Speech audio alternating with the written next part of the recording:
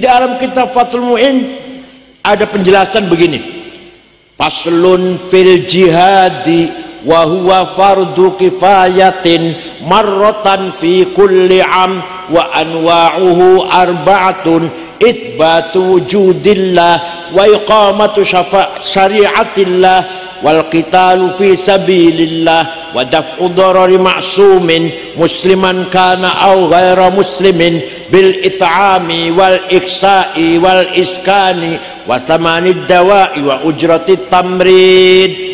Syuriah NU harus hafal Fathul Mu'in. Syuriah lu ya, kalau ketua televisi nggak apa-apa, nggak apa-apa. Pak Iqbal datang ya, kalau Pak Iqbal nggak hafal nggak apa-apa.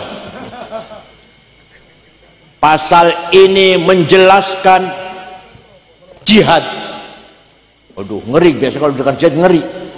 Jangan khawatir, versi Fathul Mu'in, versi pesantren, jihad nggak mengerikan, nggak. Jihad ada 4 macam. Ada berapa? Pertama, itsbatu wujudillah, ay iqamatu hujajin diniyatin naqliyatan kanat au aqliyah itsbatu wujudis shani'. Kiai, ustad harus berjuang jihad, mengajak masyarakat semuanya beriman kepada Allah. Jihad nomor 1, jihad nomor, bukan ngebom, bukan. Kalau ngebom bukan mati syahid, mati sangit. Jadi kayak Zain Abidin nih, mangku pesantren Zumrut Talibin, ini jihad, menggembleng anak santri yang nanti akan menjadi orang beriman kepada Allah, ya tidak?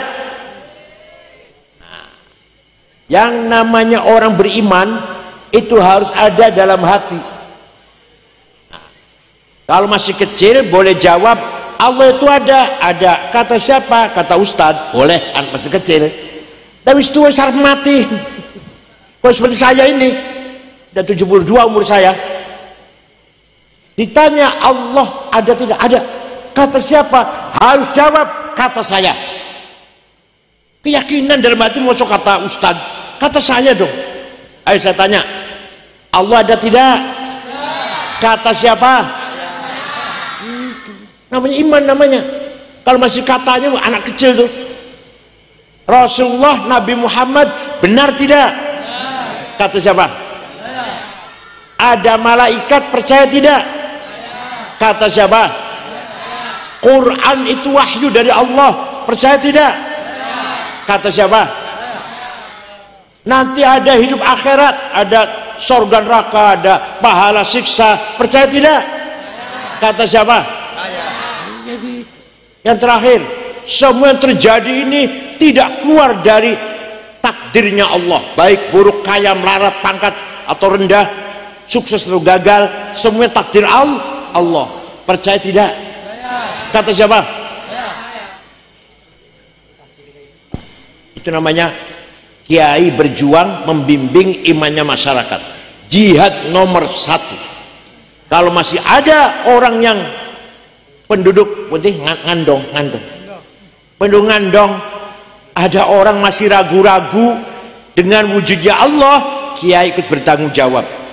Kayak Abidin, kayak Jamal, Ustadz Munawar Zain, bertanggung jawab itu. Dosa kalau masih ada orang nggak paham akidah, berikan paham, berikan pemahaman yang benar. Tujuan nomor 1 itu, jihad nomor 1, itsbatu wujudillah, mengajak masyarakat beriman kepada Allah. Yang kedua, jihad adalah iqamatu syariatillah, melaksanakan ibadah, sholat 5 waktu sehari semalam, puasa Ramadan, zakat 2,5%, yang kaya tapi melarat yang enggak, pergi haji kalau mampu, yang enggak mampu yang enggak. Paham tidak? Jadi ada orang, ada penduduk ngandong, tiap hari sholat 5 waktu, kerja leren, adzan, sholat dulu duhur, kerja lagi, cari duit lagi, adzan asar, leren, sholat asar, kerja lagi, ada adzan maghrib, leren, sholat maghrib. Jihad. Paham boten? Bulan Ramadan panjenengan wong ngandong poso kabeh, jihad itu namanya. Lapar-lapar, haus-haus, Kita tidak minum, tidak makan, padahal kalau minumnya bisa nggak, orang nggak tahu bisa lah, tapi Allah tahu. Kita semuanya puasa nggak? Puasa tidak? Ramadan jihad namanya tuh. Yang ketiga, bila terpaksa, bila kepepet, bila terpaksa darurat, perang fisabilillah. Kalau kita diperangi, kita harus siap perang. Kalau kita nggak diperangi, aman-aman saja, jangan ngebom. Boyolali senang ngebom. Rasulullah bersabda, man qatala dhimmiyan fa ana khasmuhu yaumal qiyamah wa man kuntu khasmahu falam yashumma raihatal jannah. Barang siapa membunuh non muslim, membunuh siapa? Maka nanti di hari akhirat berhadapan dengan saya, kata Rasulullah. Dan barang siapa berhadapan dengan saya tidak akan selamat. Membunuh non muslim, apalagi membunuh muslim, paham? Dan saya banyak yang mencaci maki, bahkan ngancam. 212 anak buahnya Rizik Syihab ngancam mau datang ke rumah. Saya tidak takut. Pak Tito Kapolri kirim polisi jaga rumah sebulan waktu 212. Saya nggak takut. Kenapa? Karena yang ngancam sama dengan saya. Tueni wa asin sambal terasi pete newi suareg payunang wese, ngapain takut? Assalamualaikum warahmatullahi wabarakatuh.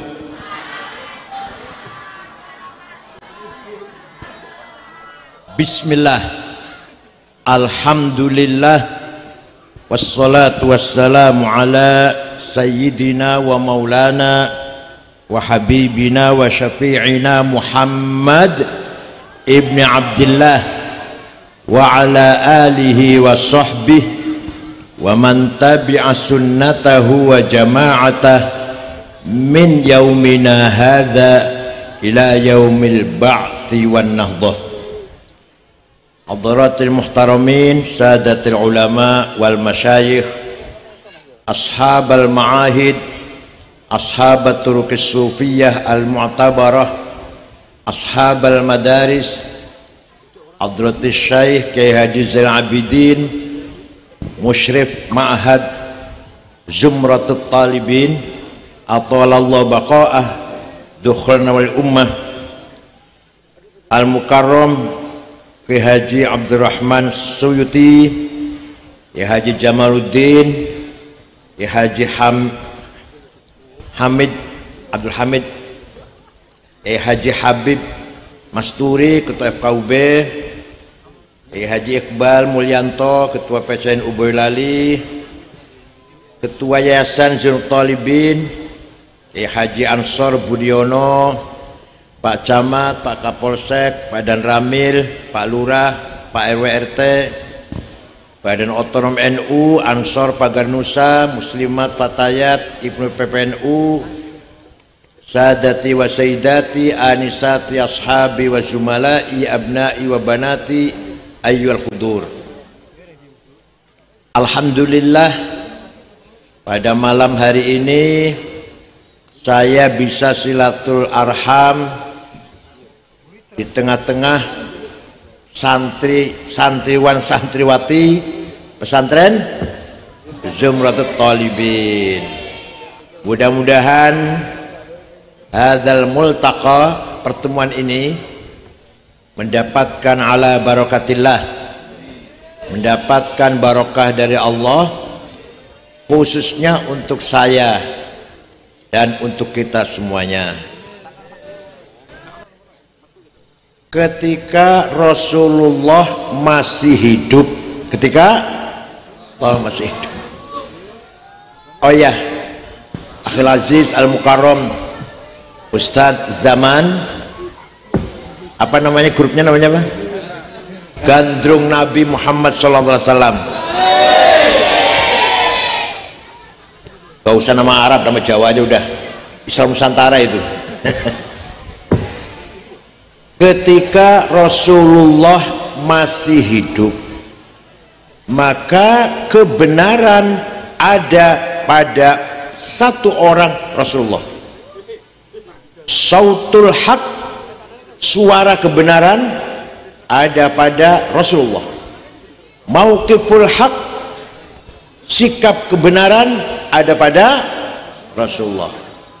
Af'alul haq, perilaku kebenaran ada pada satu lagi, taqrirul haq, keputusan, legitimasi kebenaran ada pada Rasulullah.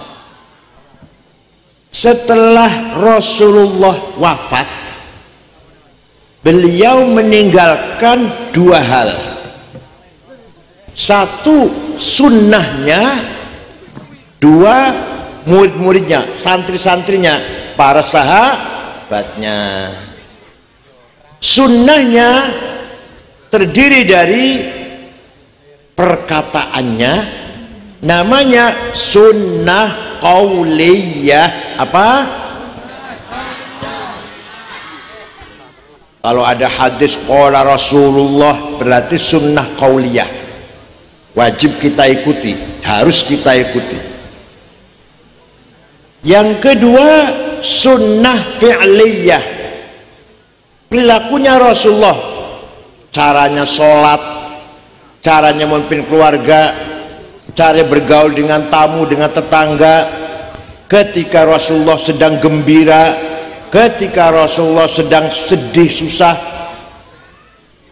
caranya Rasulullah marah, cara Rasulullah tersenyum, itu namanya sunnah fi'liyah. Apa? Santri harus paham ini, santri harus paham. Kalau nggak paham percuma jadi santri Zumrut Thalibin. Yang ketiga, yang mengatakan bukan Rasulullah, yang melakukan bukan Rasulullah, tapi mendapat keputusan dibenarkan oleh Rasulullah, maka masuk dalam kategori sunnah. Sunnah apa namanya? Sunnah taqririyah. Apa? Yang akan saya terangkan yang ketiga ini. Kalau dawuhnya, perilakunya udahlah jelas itu. Ada seorang sahabat melakukan sesuatu. Sahabat Bilal habis wudhu sholat 2 rakaat. Rasulullah malah bertanya, sholat apa Bilal? Sholat apa Bilal? Sholat ba'diyah wudhu.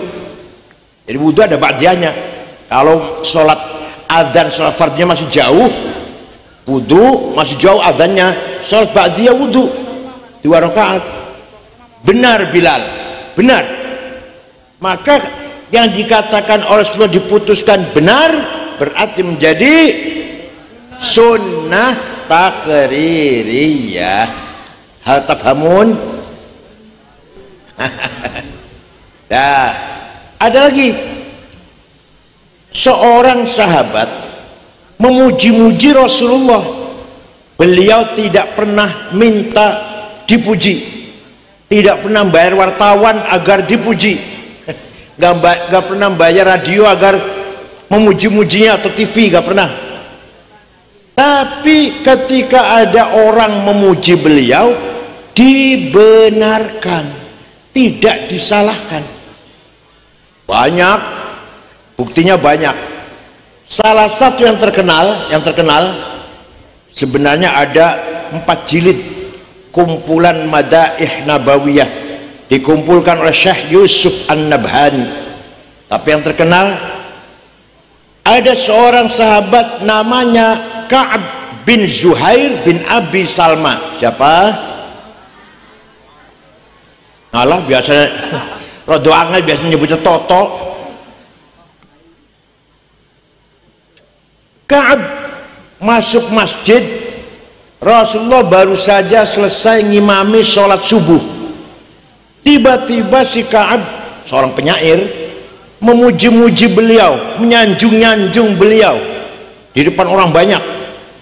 Innar Rasulah la sayfun yustadha'u bihi muhannadun min suyufillahi maslulu fi usbatin min Quraisyin qala qailuha bi batni Makkah lamma aslamu zalu fama zala ankasyun wala kusyufu indal liqa'i wala milun ma'azilu la yafrahuna idza nalat rimahuhum qauman walaysu majazi'a idza nilu la yaqa'utanu illa fi nuhurihimi amalahum an hiyadil mauti tahlilu, dan seterusnya. Kalau saya baca semua nanti sampai jam 12 nanti. Apa artinya?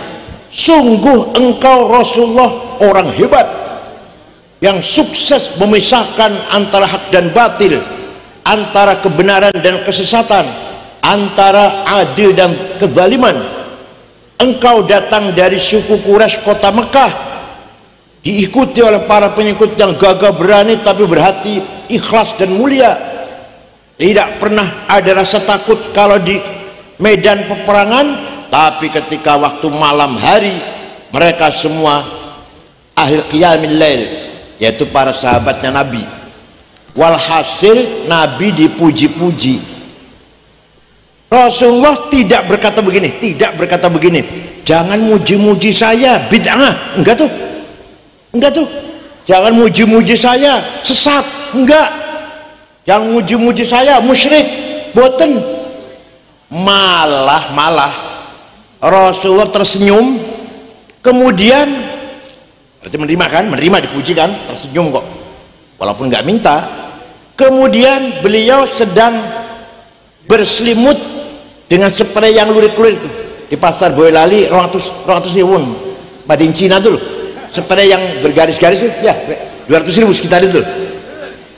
Sedang berkemuran itu diberikan kepada Ka'ab bin Zuhair setelah memuji-muji beliau.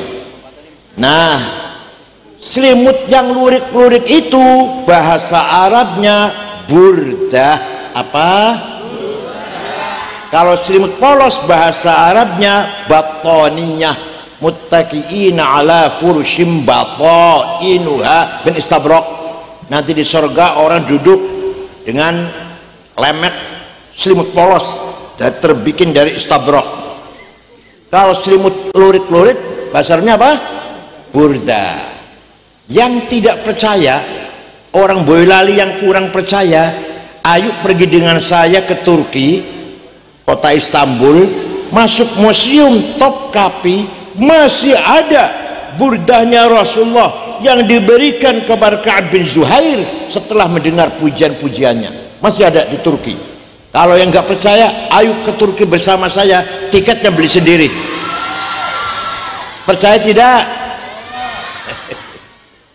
Nah, semenjak itu kalau ada syair qasidah yang isinya memuji-muji Rasulullah, dinamakan qasidatul burdah. Apa? Yang terkenal qasidah burdah karangan Syekh Abu Sa'id Muhammad Al-Busiri. Beliau muridnya Syekh Abul Abbas Al-Mursi dari Skandaria Mesir. Abul Abbas muridnya Syekh Abil Hasan Asyadili. Asyadili muridnya Syekh Abdus Salam bin Masih dari Maroko Tituan. Abdus Salam muridnya Syekh Abu Madyan Shu'aib Al-Ghauth dari Wahran Al-Jazair. Suatu ketika Al-Busiri niki sakit 1 bulan, stroke, nggak bisa bangun. Muhammad Al-Busiri ini, nah sakit, nggak bisa bangun, lumpuh, mimpi jumpa Rasulullah. Panjenengan sering mimpi jumpa Rasulullah? Boten? Nek jumpa pocong? Beliau matur, ya Rasulullah, saya sakit stroke sebulan, nggak bisa bangun, nggak bisa berdiri, tapi saya punya nazar, mohon izin, ingin menggubah syair yang isinya memuji-muji engkau. Minta izin? Ya silakan, silakan. Seminggu jumpa lagi dalam mimpi. Sudah selesai Rasulullah, saya bikin. Kata Rasulullah, coba saya ingin dengar. Dibaca. Setelah dibaca, fatabassama sallallahu alaihi wasallam, Rasulullah tersenyum, wa radhiya anhu, meridhoi, merestui pujian itu, wa masaha jasadahu, diusap-usap badannya Syekh Al-Busairi, fata'affa fauran, besoknya sembuh, bisa jalan, bisa berdiri. Percaya tidak? Percaya silahkan, enggak apa-apa. Bukan dukun Islam, bukan dukun iman. Kalau nggak percaya semuanya, biar saya sendiri yang percaya. Mana burdahnya? Ada di kitab Barzanji, ada itu. Hafal tidak? Kiai, ustadz, terutama Rois Syuriah, terutama Khatib Syuriah, harus hafal Barzanji, harus hafal Deba, harus hafal Burdah. Kalau tidak hafal, kalau kiai maca Barzanjinya masih baca, nggak usah diamplopin, teman-teman, kapan. Mimbar di masjid jangan dikasih buku khutbah. Kiai khutbah harus hafal-hafalan. Apa bedanya kiai dengan SAG? Kalau SAG pantas khutbah baca, kalau kiai harus hafal. Kalau ada kiai khutbah masih baca, jangan dipakai lagi. Khutbah Jum'ah, khutbah gerhana, khutbah nikah, manaqib Syekh Abdul Qadir Al-Jilani, talqin, tahlil, kiai harus hafal. Paham? Kenapa? Karena itu milik kita semuanya, milik kita, kepunyaan kita. Kalau bukan kita yang menghafal, siapa yang hafal? Wahabi suruh ngapal, Salafi suruh ngapal? Enggak mungkin. Maka kitalah Nahdliyin yang harus hafal Barzanji, Deba, Burdah, tahlil, talqin, manaqib. Paham boten? Amin tadzakuri jironim bidhi salami, mazatadam anjaro min muklatim bidami, am habbatir rihu min tilqai kadhimatin, wa awmadal barqu fi dhulma'i min idami, fama li aynayka in qul takfu fahamata, wa ma li qalbika in qul tastafik yahimi, ayahsabu sabbu annal hubba munkatimu, ma baina munsajimin min huwa muttarimi, laulal hawa lam turid dam'an ala talali, wala arik tali dzikri bani wal alami. Gapal? Tidak hafal? Mulai besok harus hafal. Siap? Siap? Awas kalau saya lagi masih belum hafal, awas. Artinya, amin tadzakuri jironin bidi salami, mazat tadam anjaro min muklatin bidam. Kenapa engkau selalu menangis tiada henti-hentinya sampai air matamu bercampur darah? Apakah karena engkau sedang rindu kangen pada perempuan yang ada di dusun Dhi Salam? Atau karena engkau teringat suatu hari panas angin bertiup kencang di desa Kadhimah? Atau engkau teringat malam gelap gulita di desa Idham? Kenapa kamu tidak enak makan, gak enak tidur, kurus kering, nangis terus? Pasti kamu lagi mabok.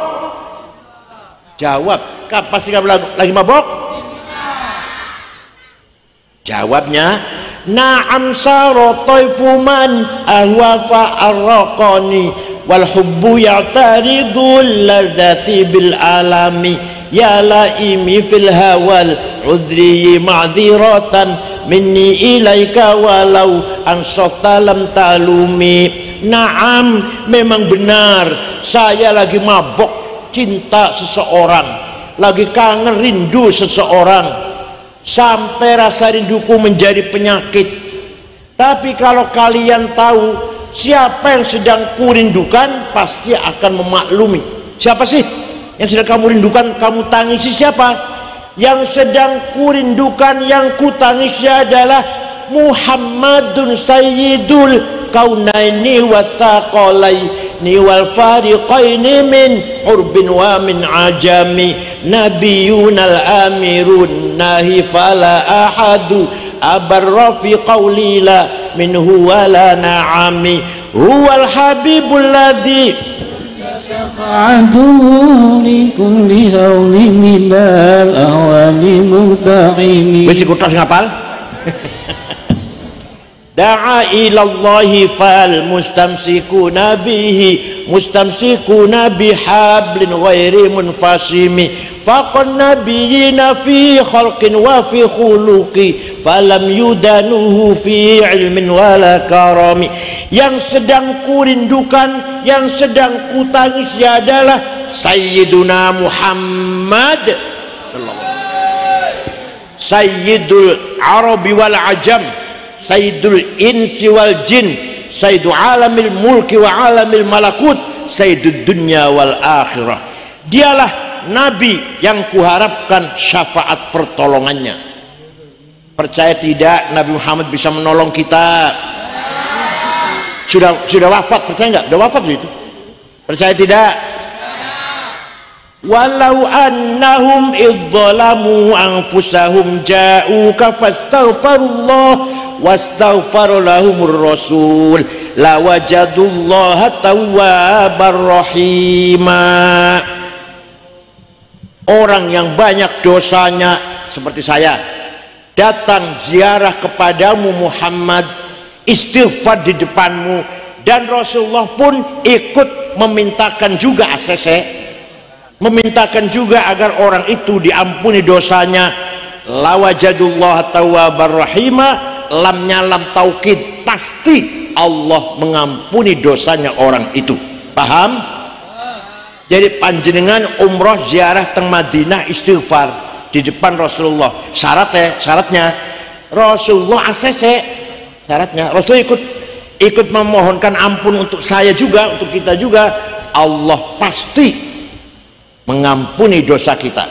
Percaya boten? Quran itu Quran masa gak percaya? Ada yang ngomong itu ayat ketika Rasulullah masih hidup, sekarang sudah mati, nggak mungkin. Itu masih hidup itu. Orang datang istighfar, Rasulullah ikut memohonkan istighfar untuk orang itu, maka Allah mengampuni. Kalau sekarang sudah mati. Nah, ada ayat Quran, innallaha wa malaikatahu yusholluna 'alan nabiy ya ayyuhalladzina amanu shollu 'alaihi wa sallimu taslima. Allah dan para malaikat membaca sholawat untuk Rasulullah, untuk Nabi Muhammad. Wahai orang beriman, ayo baca sholawat dan baca salam untuk Rasulullah. Itu ayat ketika Nabi Muhammad masih hidup saja atau sampai sekarang? Ayo jawab santri. Allah membaca sholawat untuk Nabi Muhammad dan para malaikatnya itu ketika beliau masih hidup saja atau sampai sekarang? Ila yaumil sama. Tadi orang ziarah minta istighfar juga sampai sekarang. Bukan hanya ketika masih hidup. Itu namanya Rasulullah bisa memberi syafaat kepada siapa yang beliau kehendaki. Kalau nggak kehendaki ya enggak. Paham boten? Nabi Muhammad nama lengkapnya apa tidak santri Zumratul Thalibin? Apa tidak? Jawab. Apa tidak? Nama Nabi Muhammad yang lengkap apa tidak? Ayo ikut saya, kalau nggak ikut saya. Sayyiduna Muhammad sallallahu alaihi wasallam bin Abdullah bin Abdul Muttalib bin Hashim bin Abdul Manaf bin Qusay bin Kilab bin Murrah bin Ka'ab bin Lu'ay bin Ghalib bin Fihir bin Malik bin Nadhar bin Mudrikah bin Khuzaimah bin Ilyas bin Mudar bin Nizar bin Ma'ad bin Adnan bin Udad bin Hamaisah bin Salaman bin Banat bin Haml bin Qidra bin Ismail bin Ibrahim bin Azar bin Taroh bin Nahur bin Syaruh bin Arhu bin Falih bin Abir bin Arfakhshad bin Sam bin Nuh bin Lamak bin Matusalih bin Hormuz bin Akhnuh bin Idris bin Mihlayil bin Qinan bin Anus bin Syed bin Adam alaihissalam. Apal mboten? Jadi leluhurnya Rasulullah itu jelas. Jelas enggak? Dari Nabi Adam jelas enggak? Jawab, jelas mboten? Leluhurnya panjenengan jelas mboten? Leluhur panjenengan jelas mboten? Mboten, masyaallah ana sapa iki mbuh.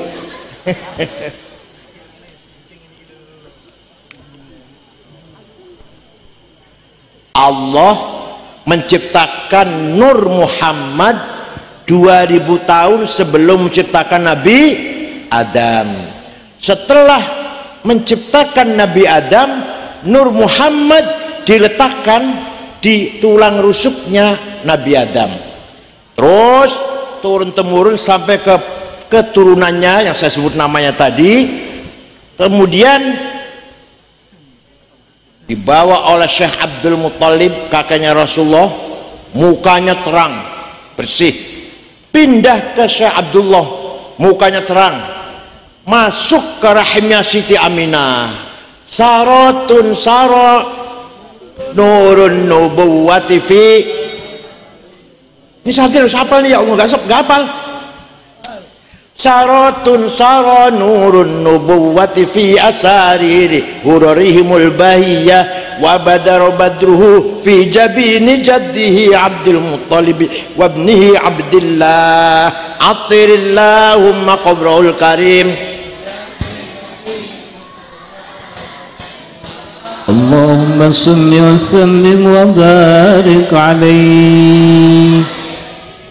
Nur Muhammad berjalan dari Nabi Adam sampai ke kakeknya Abdul Muttalib, mukanya bersih. Pindah ke anaknya Abdullah, mukanya bening padang. Masuk ke rahimnya Siti Aminah, fawulida sallallahu alaihi wasallam sajidan syakiran hamidan ka'annahul badru fi tamami.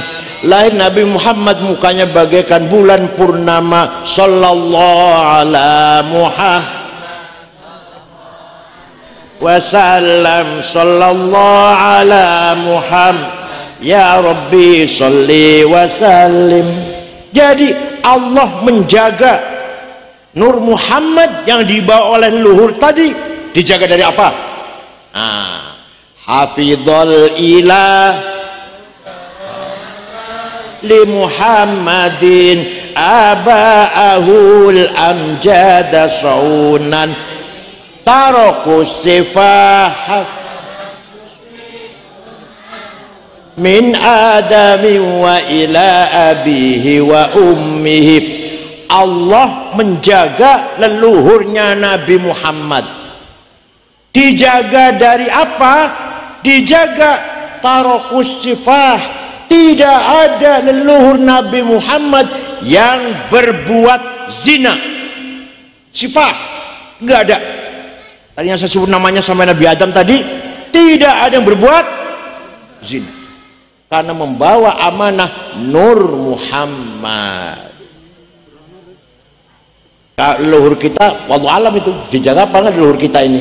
Kalau Nabi Muhammad dijaga oleh Allah, tarakus sifah, tidak ada yang berbuat zina. Nah, ketika Nabi Muhammad lahir, rumahnya Siti Aminah padang, seperti ada listriknya, ada lampu listrik.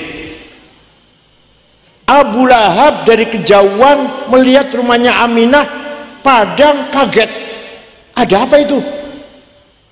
Abu Lahab pamannya Rasulullah tapi beda ibu, ya saudaranya Syekh Abdullah bin Abdul Muttalib tapi beda ibu. Abu Lahab perintah budaknya, namanya Thuwaibah. Siapa namanya?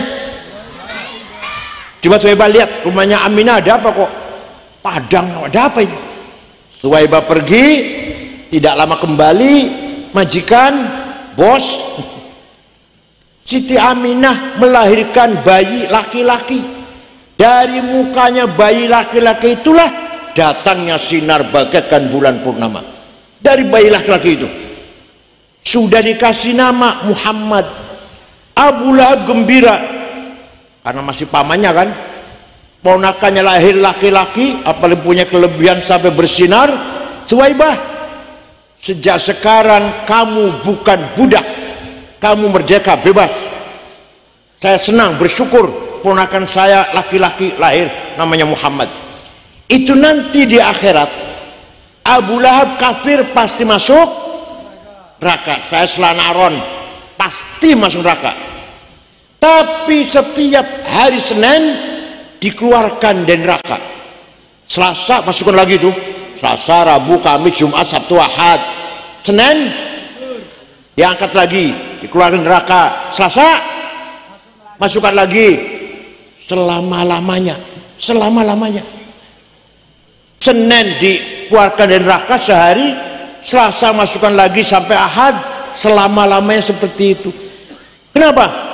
Idza kana hadza kafiran jaa dhammuhu bitabbat yadahu fil jahimi mukhallada ata annahu fi yaumil itsnaini daiman yukhaffafu anhu lisururi bi ahmada famadhannu bil abdil ladzi kana umruhu li ahmada masruran wa mata muwahhida.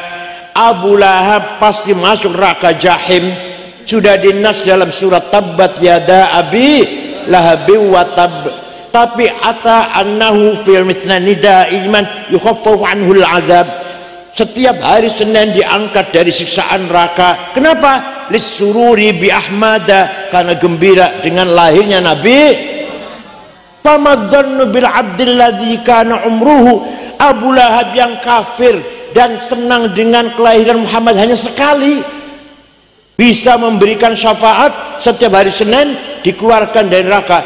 Apalagi kalau orang Boyolali, warga Nahdlatul Ulama, yang setiap malam Jumat baca maulid, akikah baca maulid, rumahnya jadi baca, anaknya ada yang ngelamar baca, naik pangkat baca,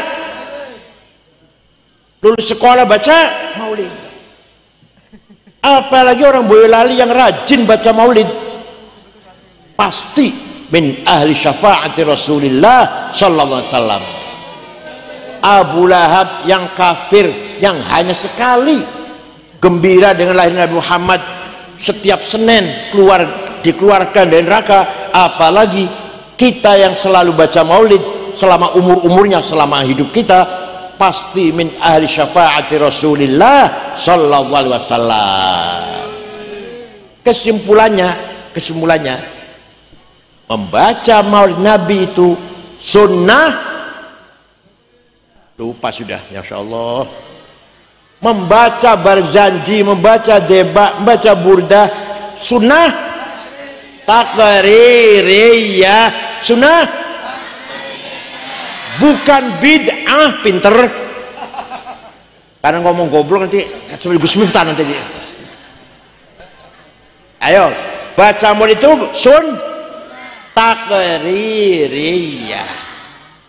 Nabi tidak minta dipuji, tapi ketika ada orang memuji tidak melarang. Maka benar, memuji Rasul itu benar, tidak salah. Allah saja memuji Nabi Muhammad, Allah saja, apalagi kita. Wa innaka la ala khuluqin azim. Sungguh engkau Muhammad orang berakhlak mulia. Itu pujian Quran untuk Nabi Muhammad. Nah, itu namanya sunnahnya. Nomor dua, Nabi Muhammad wafat meninggalkan santri-santrinya, murid-muridnya, sahabat-sahabatnya. Sedikit atau banyak? Banyak. Banyak tuh bahasa Arabnya apa? Jamaah. Apa? Jamaah sahabat ini membawa kebenaran, perkataannya, pendapatnya, sikapnya, perilakunya, keputusannya yang diputuskan oleh sahabat benar, karena itu santrinya Rasulullah. Maka yang kalau kita ikut sahabat berarti kita, kalau kita ikut sunnahnya Rasul dan jamaahnya sahabat, namanya kita ahlus sunnah wal. Paham boten? Kita ini ahlus sunnah kalau mengikuti sunnah Rasul, qauliyah, fi'liyah, takririyah. Kita ini wal jamaah karena kita ikut murid-muridnya Rasulullah, jamaatus sahabat. Contohnya gimana contohnya? Nah, contohnya ini. Rasulullah ketika masih hidup ngimami sholat taraweh 8 rakaat. 8. Kenapa? Karena khawatir takut kalau menjadi fardu, kalau sholat taraweh menjadi wajib. Wong boleh orang bakal kuat ya di wajib itu. Kalau iya nanti jadi wajib cukup 8 rakaat. Tapi Rasulullah masuk ke kamar nambahi entah berapa rakaat. Para sahabat sing jero masjid setelah Rasulullah masuk ke kamar macam-macam. Ada yang pulang, potongan lah pulang. Ada yang nambahin 100 rakaat, ada yang nambahin sampai 1000 rakaat. Jadi orang-orang tarawih itu waduh macam-macam. Ketika zaman Khalifah Sayyidina Umar Ibn Khattab, beliau memutuskan sholat tarawih berjamaah 20 rakaat. Keputusannya Umar ini benar apa salah? Kenapa? Karena sahabat Umar santrinya Rasulullah SAW. Santri Rasulullah, jamaatus sahabah membawa kebenaran. Jadi kalau kita ikut Sayyidina Umar yang tarawih 20, benar apa salah? Walaupun males ya, milih yang 8 ya. Itu yang 8 itu sebenarnya 20 diskon 60%. Alah mau tarawih 8 20, orang tarawih apa-apa lah.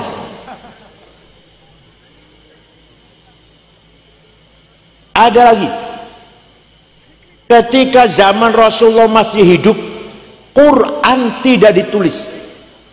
Rasulullah tidak merintah tulis Quran, enggak. Semua sahabat Nabi hafal Quran, semuanya hafal.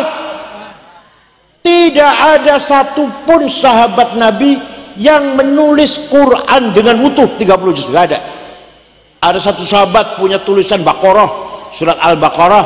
Ada satu sahabat yang lain punya tulisan Kahfi, sahabat lain punya tulisan surat Yasin. Tidak ada satu sahabat pun yang mempunyai tulisan Quran 30 juz, tapi hafal semua. Kalau hafal kan nggak butuh tulisan. Jadi saya hafal kulhu nih, saya itu hafal kulhu, nggak butuh tulisan saya. Falak, Nas, Fatihah hafal saya, nggak butuh tulisan. Oh ngapal kok, gimana? Tapi kemudian Quran Alif Lam Mim baru baca itu butuh tulisan. Kulhu aja nggak butuh tulisan. Lah sahabat hafal kabeh nggak butuh tulisan.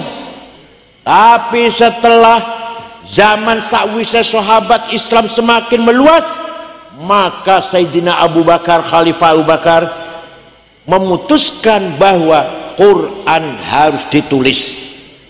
Benar apa salah keputusan Abu Bakar itu? Kenapa? Benar kenapa? Karena jamaatus sahabah membawa kebenaran. Qaulul haq, fi'lul haq, mauqiful haq. Paham betul? Baru Quran ditulis, dikumpulkan dari, ayo sini hafal sini ini, dari 30 juz, dibagi-bagi ke kota-kota Islam, Basrah, Kufah, Baghdad, Damaskus, Kairo.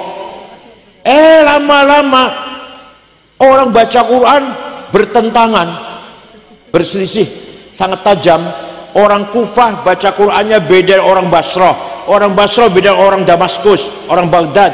Maka ketika zaman Sayyidina Utsman, Khalifah Utsman, semua Quran dikumpulkan, ditarik ke Madinah, tulis ulang. Setelah tulis ulang 30 juz, lainnya dibakar, tinggal satu yang sah.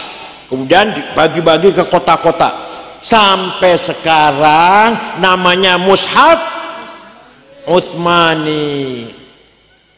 Mushafnya Bang Utsman, Pak Ade Utsman. Bukan, mushafnya Sayyidina Utsman. Paham tidak? Yang dilakukan oleh Sayyidina Utsman itu benar apa salah? Kenapa? Karena jamaatus sahabah membawa alhamdulillah paham. Nah, disinilah pentingnya pesantren dalam menjaga ilmu seperti ini. Pesantren merupakan al-hisnul hasin, benteng yang kokoh. Itu pesantren mempertahankan ajaran agama Islam. Wah, ada pesantren nggak ada ilmu. Wah, ilmu apa pesantren? Sembarangan. Ente nggak tahu dalam pesantren diajarkan kitab yang luar biasa. Contoh Fathul Mu'in diajarkan nggak di sini? Dibaca nggak di sini? Dibaca. Fathul Mu'in karangan Syekh Muhammad Zainuddin Al-Malibari, kitab kuning. Kayaknya mulang karo nganggo sarung, orang nganggo celana dalam. Tentang Fathul Mu'in karo ngantuk-ngantuk. Di dalam kitab Fathul Mu'in ada penjelasan begini. Faslun fil jihadi wa huwa fardu kifayatin marratan fi kulli am wa anwa'uhu arba'atun itsbatu wujudillah wa iqamatu syari'atillah wal qitalu fi sabilillah wa daf'u dharari ma'sumin musliman kana aw ghaira muslimin bil it'ami wal iksa'i wal iskani wa thamanid dawa'i wa ujratit tamrid. Syuriah NU harus hafal Fathul Mu'in. Syuriah lu ya, kalau ketua televisi nggak apa-apa, nggak apa-apa. Pak Iqbal datang ya, kalau Pak Iqbal nggak hafal nggak apa-apa. Pasal ini menjelaskan jihad. Waduh, ngeri, biasa kalau bukan jihad ngeri. Jangan khawatir, versi Fathul Mu'in, versi pesantren, jihad nggak mengerikan, nggak. Jihad ada 4 macam. Ada berapa?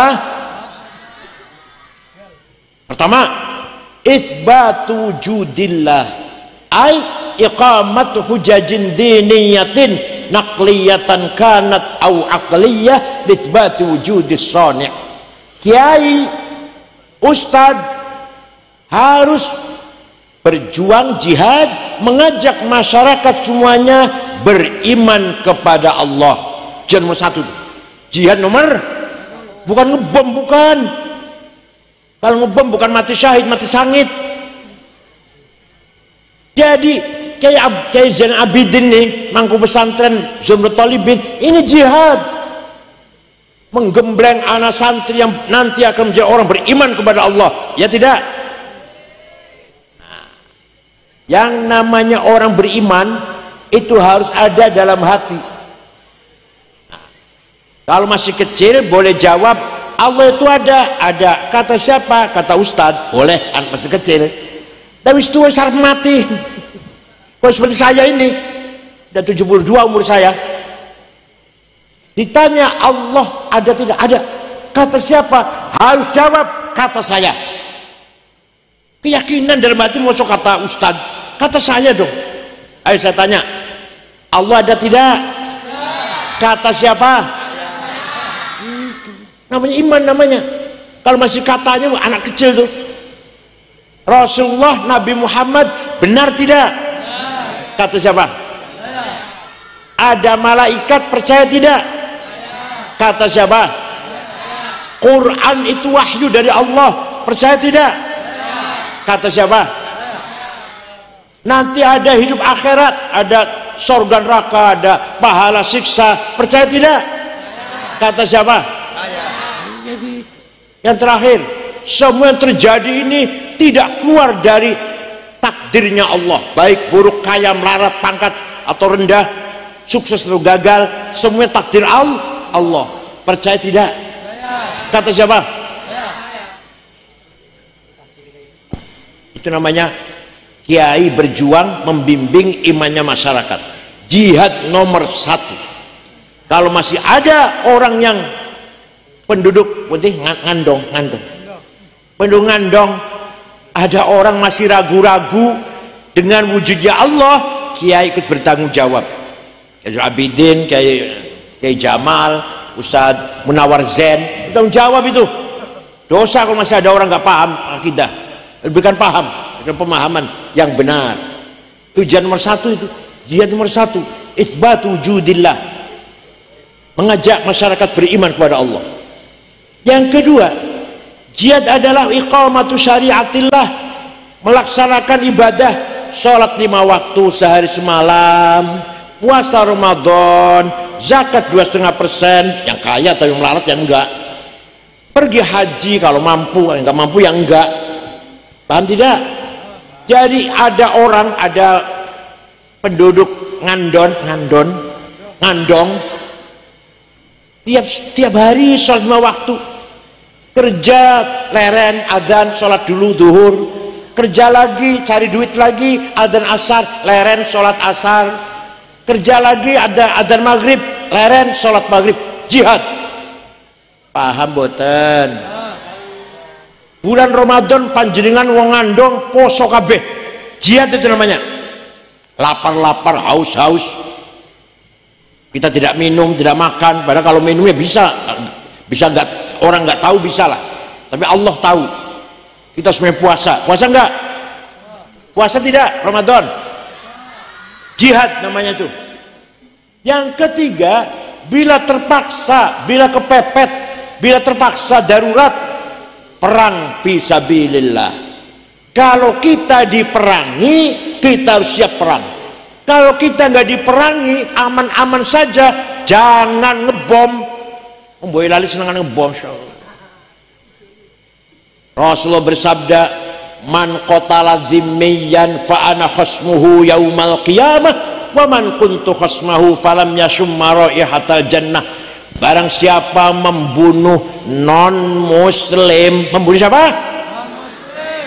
Maka nanti di hari akhirat berhadapan dengan saya, kata Rasulullah. Dan barang siapa berhadapan dengan saya tidak akan selamat.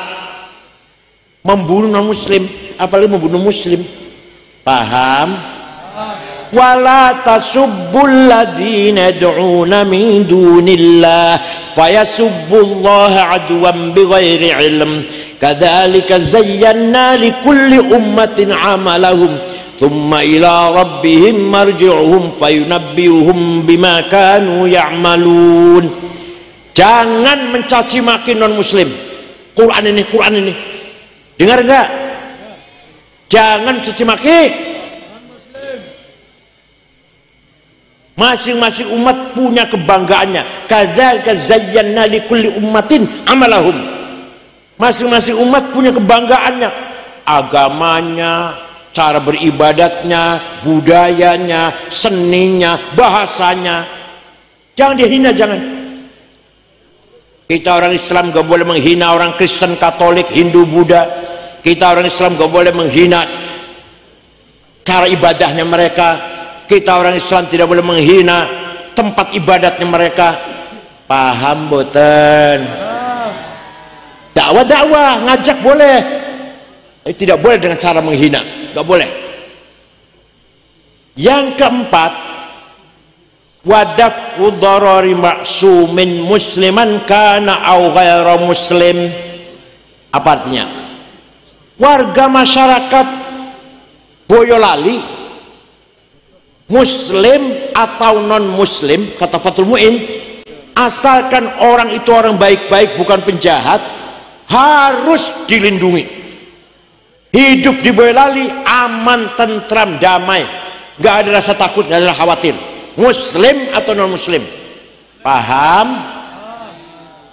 Mewujudkan keamanan, stabilitas keamanan bagi penduduk Wonogiri yang baik-baik, bukan pelaku kriminal, bukan, muslim atau non muslim, termasuk jihad fisabilillah. Bil it'ami, semua penduduk Boyolali muslim atau non muslim harus cukup pangan, tidak boleh kelaparan. Udah Boyolali sudah cukup pangan? Sudah? Kan saya tanya ini, sudah cukup pangan Boyolali? Kenyang semua orangnya, kenyang semua? Kalau ada satu orang Boyolali di pojok gunung sana, paling jauh lah, mati karena tidak makan, dosa semua, dosa semuanya kita ini.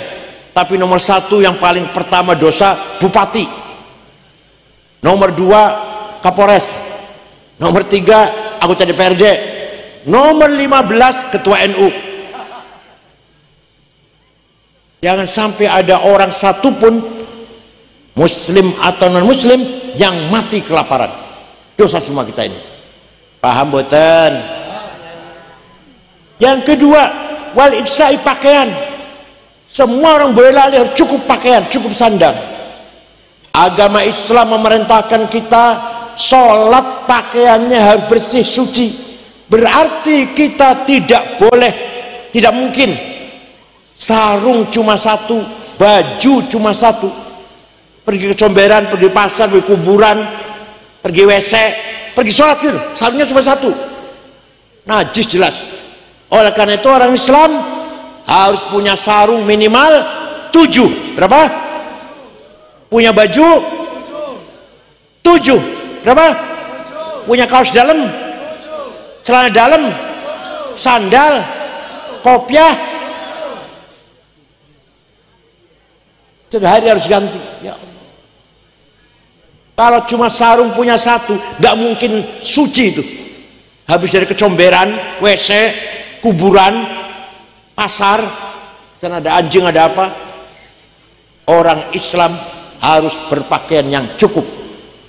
Paham? Syekh Abil Hasan Asyadili, waliullah, salah satu wali kutub yang punya Tariqah Syadiliyah, punya Hizb Nasr, Hizb Bahar, pakaiannya mewah, keren. Paham nggak? Paham nggak? Syekh Syadili yang punya Tariqah Syadiliyah di Mesir, pakaiannya tiap hari ganti dan keren. Baju jasnya dibikin dari wol dormil semeter 13 juta. Bajunya Pierre Cardin, Christian Dior, Guy Laros 7 juta bajunya itu. Sepatunya Hermes 25 juta. Kacamatanya Cartier 45 juta. Pulpennya Montblanc 12 juta. Apalagi tasnya itu Gucci 75 juta. Kiai di Boyolali kadang saya tahu pengurus NU, Masya Allah, minyak wanginya Jo Malone, Bulgari, Louis Vuitton 7 juta. Kadang ada kiai minyak wanginya Misik, Masya Allah, sandalnya Lili, kopiannya hitam campur coklat. Tasnya itu yang dibuat tasnya bukan Colak, Delsi, atau Samsonet 3 juta lah, enggak. Di pojok ada tulisan Musyawarah Majelis Ulama Kabupaten Boyolali. Mulai besok kiai harus keren. Siap? Bila perlu sepatunya Pak Kiai lebih bagus daripada sepatunya Bupati. Jasnya Kiai Rois Syuriah lebih mahal dari jasnya Bupati. Gitu loh. Kacamatanya lebih mahal daripada kacamata ketua DPRD. Paham? Dikira kiai itu identik dengan kumuh kemproh apa? Coba ulama di Iran, ulama Tunis, ulama Maroko. Waduh, saya kalau lihat mobilnya Plymouth, Cadillac Caprice, bukan Luxio, Grand Mark, bukan.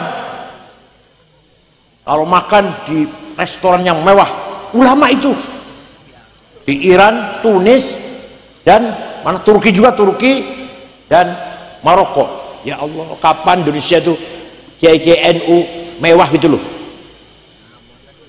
Musola harus bersih, toiletnya. Masa musolanya tikarnya sobek, jedingnya bau pete, airnya kosong, ciduknya bolong. Kalah dengan toiletnya pompa bensin. Bayangkan, malu nggak itu? Malu nggak? Musolanya kiai kalah dengan dalam kebersihan dengan toiletnya pom bensin. Pom bensin toiletnya bersih-bersih, baunya harum. Masa toiletnya kiai musolanya bau pete, jengkol, kuning? Yang tidak kuning cuma 2 bekas tapak kaki, itu nggak kuning tuh. Ayo, kita harus penampilan keren. Syekh Syadili rumahnya besar, pembantunya 16, keretanya ditarik oleh 2 kuda, kendaraan yang cepat tuh. Ada yang tanya, Syekh ini wali kutub ada 4, Syekh Abdul Qadir Al-Jilani, Abil Hasan Asyadili, Hasan Arifai, Said Ahmad Badawi. Wali kutub itu ada 4. Panjenengan wali kutub kok pakaiannya keren?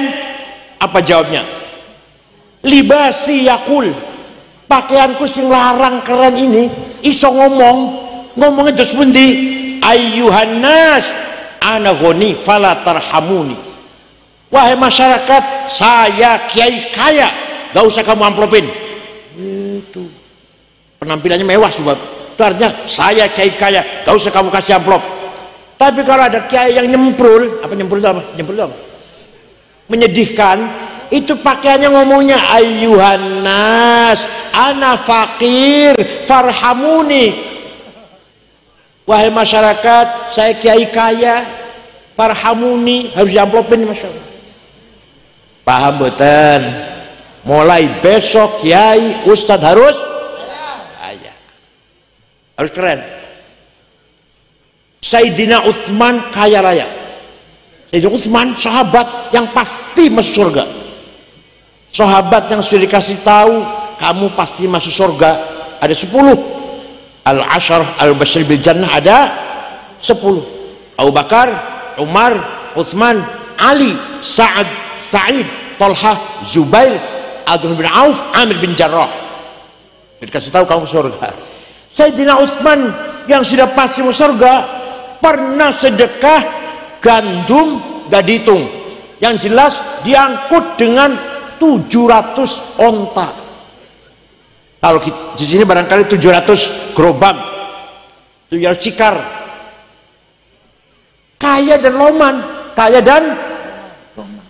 Syekh Abdul Qadir Al-Jailani, wali kutub dari Baghdad, Irak, suatu hari pergi ke Mesir, ziarah kubur, datang Imam Syafi'i, ziarah datang kuburannya Imam Syafi'i di dusun Fustat, Kairo. Setelah nyampe di sana melihat masyarakat sekitar kuburannya Imam Syafi'i melarat-melarat. Itu Syekh Abdul Qadir Jailani beli tanah 10 hektar, dibangun perumahan untuk penduduk yang miskin di sekitar kuburannya Imam Syafi'i. Sampai sekarang rusun ono tulisan di gerbang Auqaf Syekh Abdul Qadir Al-Jailani. Jadi beliau itu wali sugih loman. Panjenengan wali duduk sugih ora, loman boten semua, tiga-tiganya boten, dosa kabeh itu. Ya Allah. Said Muhammad bin Alwi Al-Malik Al-Hasni datang Mekah, baru wafat tahun 2006. Kiai Maimun Zubair, putra-putra semua di situ. Waktu saya di sana, santrinya 700, ditanggung, makan minum, buku, kebutuhannya, pakaiannya, sakit diobatin, pulang dikasih tiket. Kena kaya dan loman. Ayo, ada nggak Kiai Boyolali yang nanggung santrinya? Jawab, ada tidak? Tuh, saya Muhammad bin Alwi Al-Maliki Al-Hasni. Kiai Wahab Hasbullah, orang kedua setelah Mbah Hashim, mensosialisasikan Nahdlatul Ulama sampai ke Palembang tahun 30-an tuh, 35, 36 lah kira-kira. Ke Palembang jumpa dengan kiai asli Semarang namanya Kiai Kamil Soleh, berdiri NU. Ke Banten, Pandeglang, Menes, jumpa Kiai Abdurrahman, berdiri NU. Ke Betawi, Jakarta, Guru Marzuki Cipinang, berdiri NU. Ke Bogor, Ajengan, Pagentongan, Abdul Hamid, berdiri NU. Ke Cirebon, Kiai Abbas Buntet. Ke Lasem, Mbah Masum. Ke Kudus, Raden Asnawi Kudus. Cepu, Kiai Ihsan. Lombok sampai Kiai Wahab pergi ke Lombok. Kiai Faisal dan Kiai Hasun jadi pengurus NU pertama. Itu Kiai Wahab muter-muter Pak, sampai Palembang sampai Lombok, zaman tahun 30-an sampai tahun 40 tanpa proposal. Mana Pak Iqbal? Pak Iqbal ketua NU. Ketua NU jangan rajin bikin proposal. Kiai Wahab berjuang NU, dan ini hasilnya nih. Ini hasil perjuangannya Kiai Wahab yang ikhlas ini. Berkorban tenaga, pikiran dan uangnya. Kiai Wahab, Mbak Hashim pendirinya, yang berangkat motornya Kiai Wahab. Nih berkah barokahnya nih, NU sebesar ini nih. Kenapa? Karena Kiai Wahab kaya. Cukup kaya lah. Dan mau berjuang, mau mengeluarkan duit. Waktu Rasulullah Mi'raj, Rasulullah apa? Mi'raj. Melihat ada orang laki-laki bangkit dari kuburan. Tinggi besar, orangnya tinggi besar. Ternyata setelah dilihat mukanya bolong, gak ada dagingnya. Pipinya betulan dagingnya, bolong. Nabi kaget. Man huwa ya Jibril? Itu siapa Jibril? Siapa itu? Tinggi besar tapi mukanya bolong. Jibril jawab, niku umat panjenengan yang rajin bikin proposal. Tenang saya itu. Yang rajin minta-minta. Tenang. Jadi ayo NU Boyolali tidak boleh minta-minta. Mandiri. Itu alhamdulillah.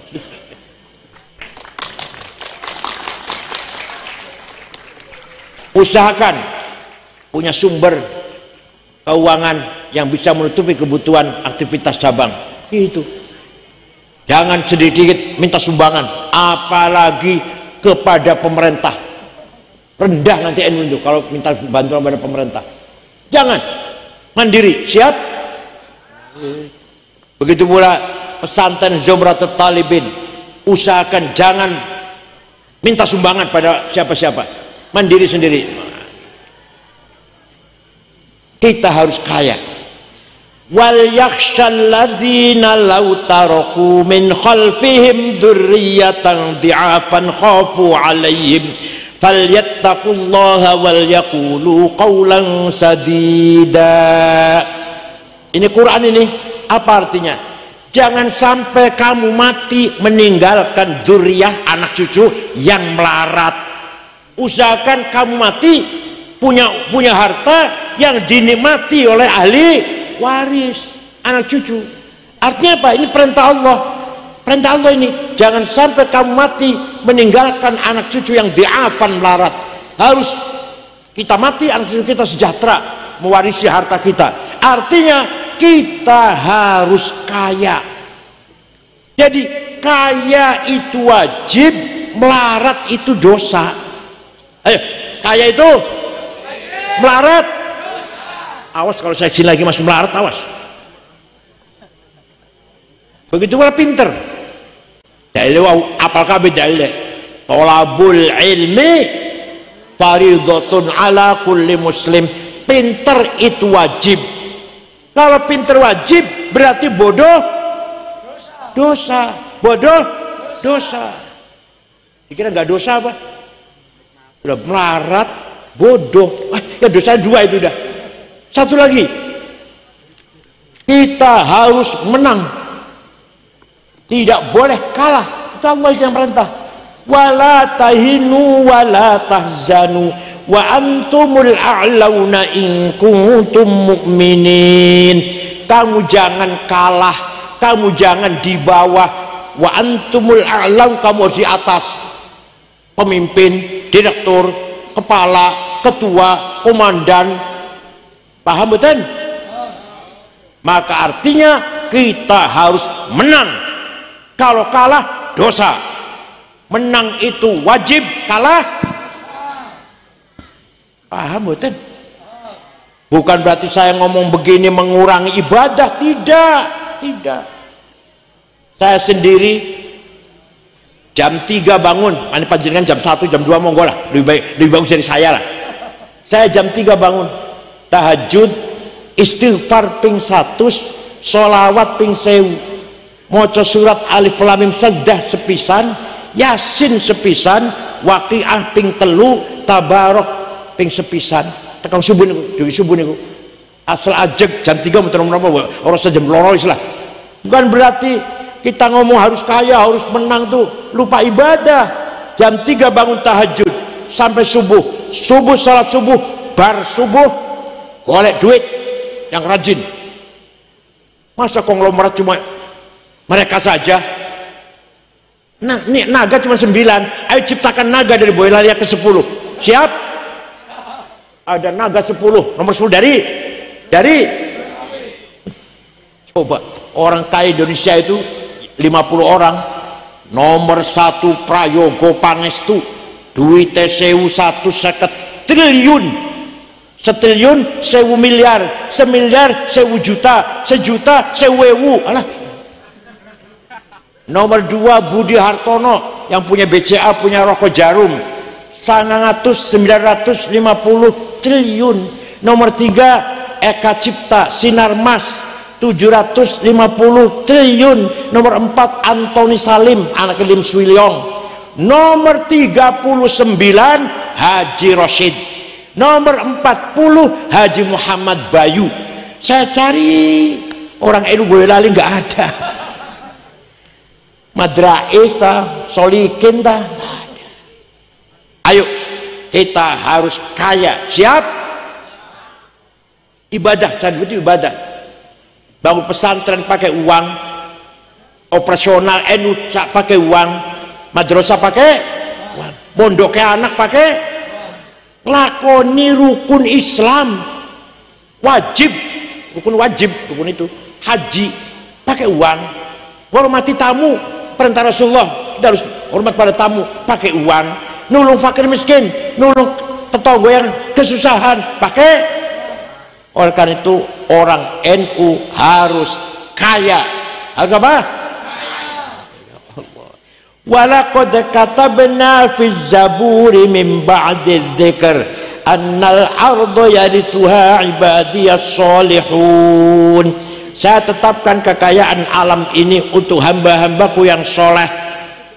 Nikel, batu bara, emas, belian, intan, biji besi, biji tembaga, mangan, boksit, pasir silika, uranium, timah harus dikelola oleh orang yang soleh-soleh.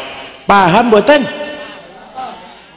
Kalau yang ngelola bukan orang soleh, nih lagi terjadi nih timah, terjadi korupsi 10 tahun. Piro korupsinya? 300 triliun. Kalau 300 juta sih belum merem lah. Belum merem kulo, artinya nggak ngurusin lah. Saya nggak akan komentar kalau 3 juta, 3 berapa? Triliun. Udah gue tuku dawet, Boyolali kelep tuh. Nih lagi di proses. Indosuria 72 triliun. Kominfo 8 triliun. Ya Allah. Kalau sudah triliun itu masya Allah, merusak tatanan ekonomi negara, membangkrutkan ekonomi negara. Kalau 100 juta korupsinya merugikan negara, kalau udah triliun apa?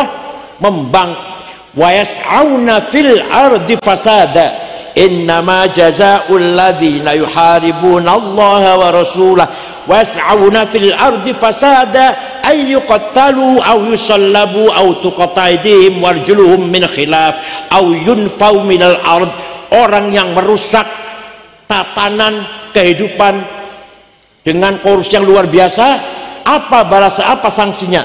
Yuqattalu, dibunuh, yusallabu, disalib, tuqatta aydihim warjuluhum min khilaf, potong 2 tangannya atau buang ke laut. Setuju?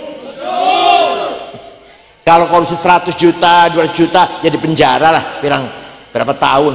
Kalau triliun itu Quran itu, masya Allah. Saya ini ditegakkan, beres kayak aman. Insya Allah aman kalau ini betul ditegakkan.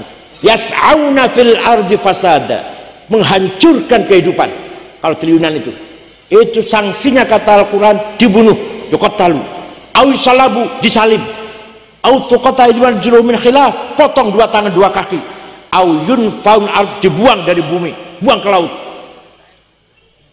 Allah. Oleh karena itu monggo kita meniru akhlak Rasulullah sallallahu alaihi wasallam. Siap? Muhammadun qaimun lillahi dzuhimami, Muhammadun sadiqul aqwali wal kalimi, Muhammadun thabitul mitsaqi hafidhu, Muhammadun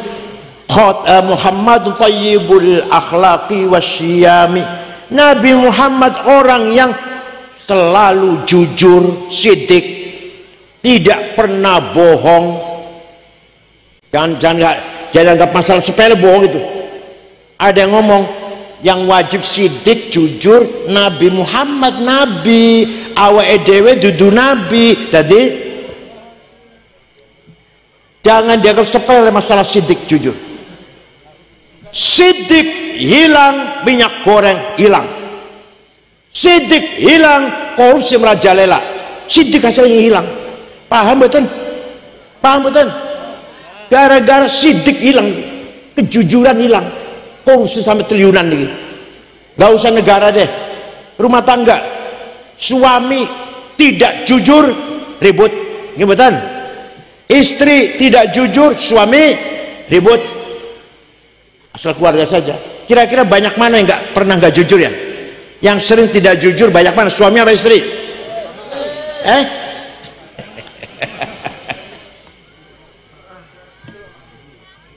Muhammadun thabitul mitsaqi hafidhuhu. Nabi Muhammad kalau janji tepat. Ada tetangga saya pinjam duit ngomongnya rong minggu, rong tahun durung bayar. Wonten-wonten bayaran niku, wonten-wonten. Wonten masyaallah. Muhammadun tayyibul akhlaqi wasyiyami. Nabi Muhammad akhlaknya mulia, tidak pernah balas dendam. Begitu Nabi Muhammad menang dengan membawa sahabat 12.000 tahun 8 Hijriah masuk ke kota Mekah. Orang Mekah ketakutan kalau Muhammad balas dendam, merasa dulu salah. Nabi Muhammad mengatakan al-yaum yaumul marhamah, hari ini hari kasih sayang, rekonsiliasi, silaturahim, tidak ada balas dendam. Yang dulu melempari batu saya maafkan, yang dulu membunuh sahabat Yasir, sahabat Sumayyah saya maafkan, yang dulu menjemur Sayyidina Bilal di padang pasir saya maafkan, yang dulu merantai sahabat Suhaib saya maafkan. Tidak ada balas dendam. Dengan akhlak yang demikian orang Mekah semuanya masuk Islam. Allah memuji sifat Rasulullah. Nyuwun sewu, nyuwun maaf, saya ini juga banyak yang muji, tapi saya tidak bangga karena yang muji saya sama dengan saya. Doyan iwak asin, sambal terasi, pete, nek wis wareg mlayu nang WC. Ngapain bangga? Sing muji padha karo aku. Dan saya banyak yang mencaci maki, bahkan ngancam. 212 anak buahnya Rizik Syihab ngancam mau datang ke rumah. Saya tidak takut. Pak Tito Kapolri kirim polisi jaga rumah sebulan waktu 212. Saya nggak takut. Kenapa? Karena yang ngancam sama dengan saya. Doeni wa asin, sambal terasi pete, newis wareg, payunang wese. Ngapain takut? Yang menghina sama dengan saya, yang memuji sama dengan saya. Tapi kalau Rasulullah yang memuji Allah, fabima rahmatin minallahi lintalahum walau kunta faddan ghalidhal qalbi lang faddu min haulik fa'fu anhum wastaghfir lahum wasyawirhum fil amr fa idza azamta fatawakkal 'ala Allah innallaha yuhibbul mutawakkilin. Muhammad, kamu pemaaf, kamu santun, kamu ramah, maka orang Mekah berbondong-bondong 100% masuk Islam. Walau kunta faddan ghalidhal qalbi, kalau sampai kamu sombong, kasar, bapentung, sweeping, takbir, niscaya orang Mekah lari meninggalkan kamu. Niscaya orang Mekah meninggalkan kamu. Itulah akhlak Rasulullah SAW. Semua orang Mekah yang dulu menyakiti Nabi dimaafkan. Panjenengan saged? Saged Rasulullah saged? Orang yang pernah nipu 5 juta saya maafkan, saged? Bukan hanya memaafkan, wastaghfir lahum, Nabi Muhammad memohonkan ampunan untuk orang Mekah. Nabi Muhammad berdoa di Ka'bah, ya Allah, moga-moga wong Mekah yang dulu menyakiti saya, bahkan membunuh sahabat Yasir, sahabat Sumayyah, menyiksa sahabat-sahabat yang lain, panjenengan maafkan, ampun dosanya. Banyak saya niru, Pak, panjenengan orang yang membawa lari sepeda motor, muga-muga diampun dosane, saged boten.